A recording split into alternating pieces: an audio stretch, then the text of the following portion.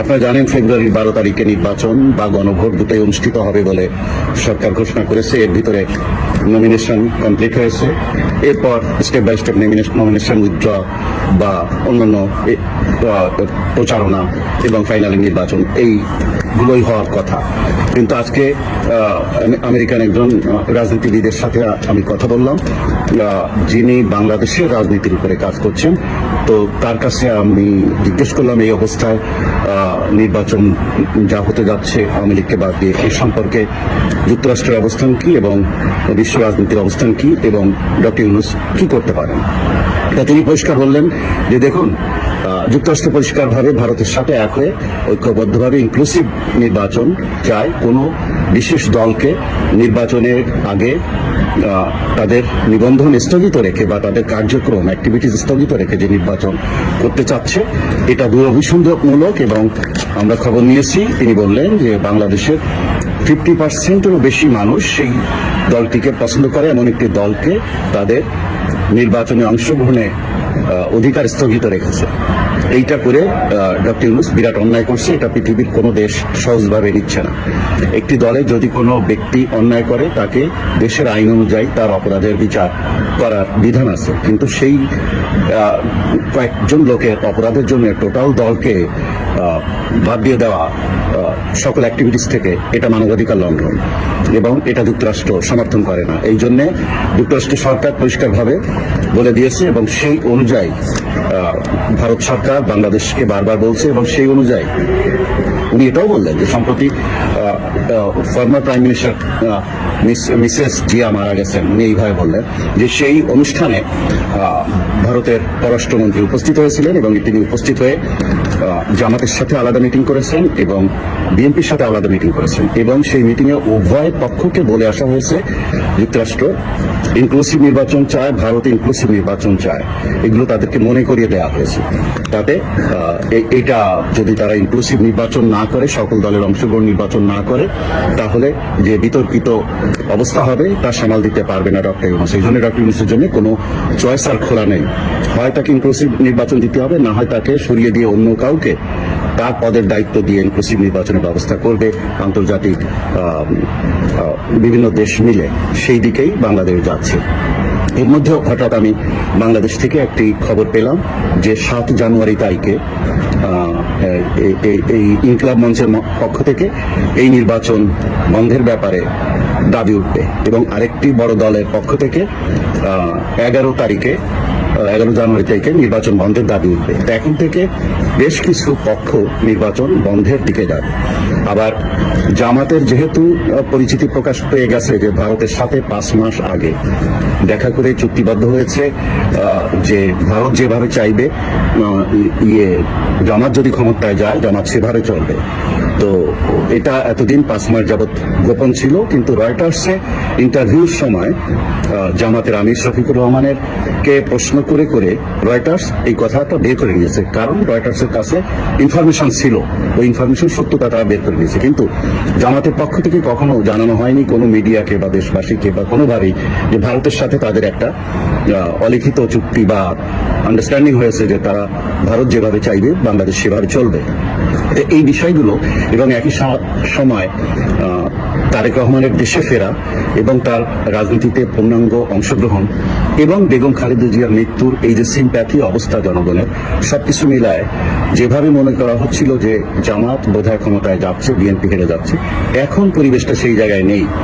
এই জন্য জামাত ইমিডিয়েটলি বিএনপির সাথে মিটিং করেছে এবং সেখানে সর্বদলীয় সরকার গঠনের একটা প্রস্তাব দিয়েছে এবং জামাত 40টা সিট চেয়েছে এই নির্বাচনে। বিএনপি আমার জানা মতে যতটুকু শুনলাম বিএনপি রাজি হয়নি।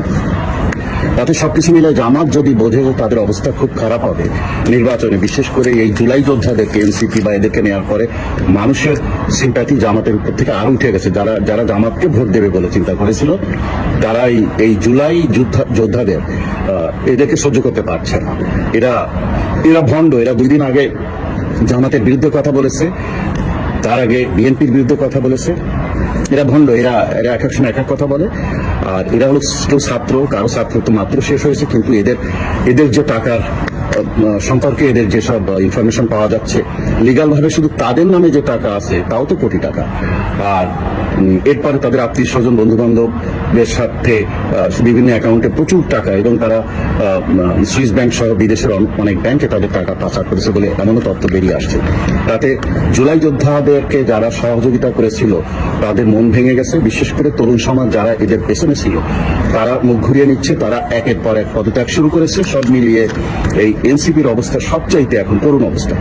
এইরকম জায়গায় যে এনসিপি কে সাথে নেওয়াতে জামাতের রাজনীতির ক্ষতি হচ্ছে, বা তাদেরকে বাদও দিতে পারছে না, এমন একটা জায়গায় জামাত। তাতে মনে হচ্ছে জামাতও যে কোনো সময় ঘুরে দাঁড়াতে পারে যে সারা দেশে অবৈধ অস্ত্র এবং নিরাপত্তা নেই মানুষের, এবং জীবন হুমকির মুখে, আইন শৃঙ্খলার পরিবেশ সহজ নেই, এরকম একটা অবস্থায় আমরা নির্বাচন থেকে সরে দাঁড়ালাম, এটা জামাত বলতে পারে।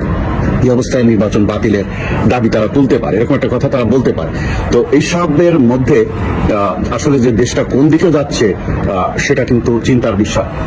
কয়েকটি টক শো থেকে জানলাম এবং বিভিন্ন ইনফরমেশন থেকে জানলাম 16 বছর ব্যাপী পৃথিবীর কোন একটি দেশ চেষ্টা করে এই শেখ হাসিনা সরকারকে পতনের জন্য $200 মিলিয়ন বেশি খরচ করেছে বাংলাদেশের রাজনীতিবিদ, আমলা, সেনাবাহিনী, সাংস্কৃতিক কর্মী, বুদ্ধিজীবী এবং সাংবাদিকদের পেছনে। যে কারণে তাদেরকে কনভিন্স করে, এইভাবে ব্রেনওয়াশ করে, ভুল তথ্য দিয়ে সরকার বদলের মতো একটি অপরাধ ঘটিয়ে তারা শেখ হাসিনা সরকারের পতন করেছে। আস্তে আস্তে বেরিয়ে আসছে আজ থেকে 50 বছর আগে গঠিত বার্মা অ্যাক্ট, যে বিষয়টা সেখানে বার্মাকে 2 ভাগে ভাগ করে একটি ভাগ বার্মার সাথে থাকবে, আরেকটি ভাগ বাংলাদেশের চট্টগ্রামের কিছু অংশ নিয়ে খ্রিস্টান রাষ্ট্র হবে, এবং আরাকান আর্মিদেরকে ওই খ্রিস্টান রাষ্ট্রের অংশটা দায়িত্ব দেওয়া হবে, এইসব করে, এবং সেন্ট মার্টিন বা আপনার চট্টগ্রাম নৌবন্দর, চট্টগ্রাম বন্দর, এইগুলো নিয়ে নেওয়া, বা করিডোরের মাধ্যমে নানান কিছু নেওয়া, বা বাংলাদেশের অন্যান্য বন্দরগুলোতে মানে লিজ নেওয়া, এসব করে বিদেশিরা তারা তাদের উদ্দেশ্য সফলের জন্য এইসব কাজ করেছে। আজকে তো সব প্রমাণ হয়ে যাচ্ছে যে সেন্ট মার্টিনও চলে যাচ্ছে, চিটাং পোর্টও চলে যাচ্ছে, সবই জানা যাচ্ছে। তো দেশটা আসলে একটি হেফাজত অবস্থা। তত মনে হচ্ছে যে আগামী কয়েকদিনের মধ্যে জানা যাবে, নির্বাচন হয়তো তফসিল পিছিয়ে যাবে এবং কয়েক মাস পরে হয়তো নির্বাচন হবে। সেই সময় সম্ভবত আদালত থেকে একটি আপিলের ডিভিশন থেকে একটি ডিসিশন আনা হবে, এনে তত্ত্বাবধায়ক সরকারের অধীনে নির্বাচন হবে। সবকিছু মিলায় সেরকম একটা জায়গায় যাচ্ছে। আগামী কয়েকদিনের ভিতরে অনেক কিছু জানা যাবে, তবে জানুয়ারির 15 তারিখের ভিতরে অনেক কিছু ঘুরে দাঁড়াতে পারে। সাথে থাকুন, এগিয়ে চলুন প্রিয় দেশবাসী। এই দেশ আমার, আপনার সবার। দেশটাকে রক্ষা করতে হবে। জয় বাংলা, জয় বঙ্গবন্ধু। বাংলাদেশ চিরজীবী হোক। আপনারা জানেন বাংলাদেশের পরিস্থিতি কি এবং দেশ কোন দিকে যাচ্ছে। আপনারা একটু চোখ বন্ধ করে চিন্তা করুন, 2024 সালে 5 আগস্টে যখন মাননীয় প্রধানমন্ত্রী ভারতে চলে গেলেন, ওই সময় 8 আগস্টে যখন সরকার গঠন করা হলো, ডক্টর ইউনূস যখন শপথ গ্রহণ করলেন, ডক্টর ইউনূস যদি শপথ গ্রহণ করার সময় যদি এটা বলতেন যে এই সরকার মাত্র 90 দিনের জন্য, এবং এখন থেকে 3 মাস পরে, মানে ওই সময় থেকে 3 মাস পরে এত তারিখে নির্বাচন, এরকম যদি ঘোষণা দিতেন, এবং তখন কিন্তু 5 আগস্টের থেকে সমানে আওয়ামী লীগ নিধন চলছে সর্বত্র, ওই রকম জায়গায় যদি কোনো দল নিষিদ্ধ না করে যদি নির্বাচনের তারিখ ঘোষণা করে দিতেন, তাহলে কি ঘটতো? তাহলে যা ঘটতো তা হলো চীন অথবা ইরানে যা ঘটছে তাই। যে দল সরকারে ছিল সেই দল মানে বহু বছরের জন্য মাইনাস হয়ে যেত। ওই সময় যদি 90 দিনের ভিতরে বা 2 মাসের ভিতরে, 3 মাসের ভিতরে নির্বাচন হয়ে যেত, বেশিরভাগ ক্ষমতায় আসতো কারা? এই জুলাই আন্দোলন, বিপ্লব বা সন্ত্রাস যাই বলেন, এটির সাথে যারা জড়িত, এরাই চলে আসতো বিএনপি এবং জামাত বা অন্যান্য দলের মধ্যে, কারণ তখন তো এনসিপি তৈরি হয়নি। অথবা দ্রুত সময়ের মধ্যে যদি এনসিপি বা বৈষম্য বিরোধী আন্দোলন এরকম সংগঠন স্টার্ট করে যদি আসতো, তাহলে দেখা যেত তারাই সরকার গঠন করেছে। কারণ মানুষ ওদের পক্ষে কিন্তু দাঁড়িয়েছিল একটা বিশাল গ্রুপ, মানে ওরা এমন ভাবে ব্রেন ওয়াশ করেছিল যে মানুষ কিন্তু ওদেরকে বিশ্বাস করেছিল। কিন্তু ওরা কি করলো? ওরা এসে বলল ভোট করার জন্য আন্দোলন করিনি, সার্জিসের সেই ভাষণ বা অন্যদের ভাষণ তো আপনার মনে আছে।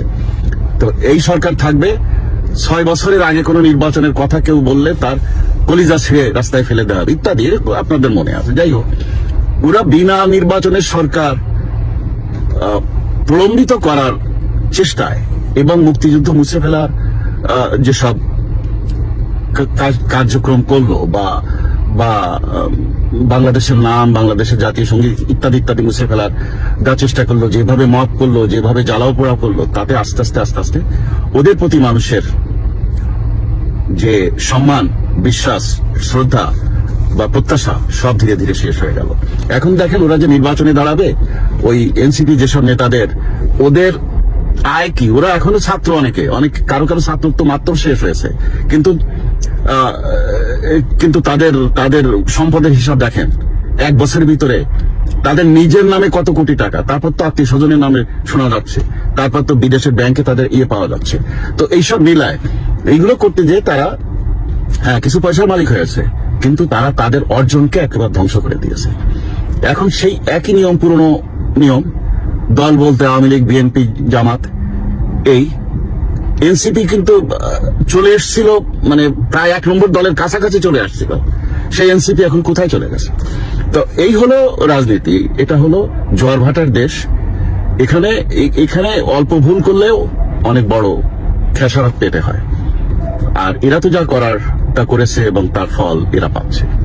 যাই হোক, এখন রাজনীতির যে জায়গাটা এসে দাঁড়িয়েছে সেটা হলো এই আগামী 2 সপ্তাহের মধ্যে, আজকে তো জানুয়ারির 3 তারিখ, 15 তারিখের মধ্যে আপনারা বুঝতে পারবেন যে রাজনীতি কোন দিকে যাচ্ছে। যদি আওয়ামী লীগকে নির্বাচনে অংশগ্রহণ করতে দেয় তাহলে নির্বাচন একরকম হবে, সেটা সবার জন্য গ্রহণযোগ্য নির্বাচন হবে, তবে ফেব্রুয়ারি 12 তারিখে নির্বাচন হবে না।